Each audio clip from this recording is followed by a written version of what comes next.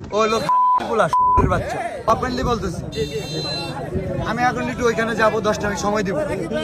যে মোবাইল নিয়ে আমার মানে মোবাইল টোবাইল ভিডিও নিয়ে একদম আমার নাবো, ও লোক বাচ্চা।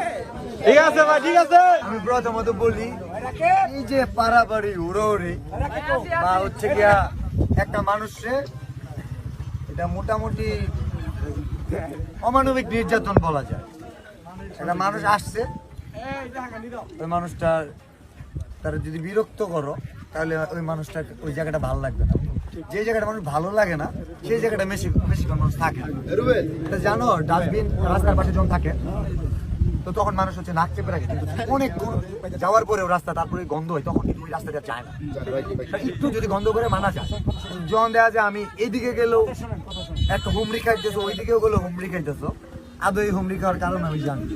অনুপ্রেরণার আরেক নাম এমনি এমনি হই নাই। হ্যাঁ, জানি যে ভাইয়ের সাথে ভিডিও বানাইলে বা একটা ছবি বা একটা মুভি, এখানে খুব কম সংখ্যক মানুষ আছে যারা যে বাইরে দেখার ইচ্ছা ছিল।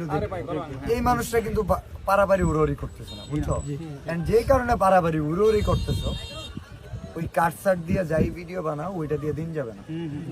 প্রথমত কোনোভাবে আমার সাথে যে পরিচয় হয়, বাড়ি কই ভাই মাদারগঞ্জ হাইওয়ে, মানে হাওয়াই রোডের ওইখানে। তো আমার হাওয়াই রোডের এই চিত্রটা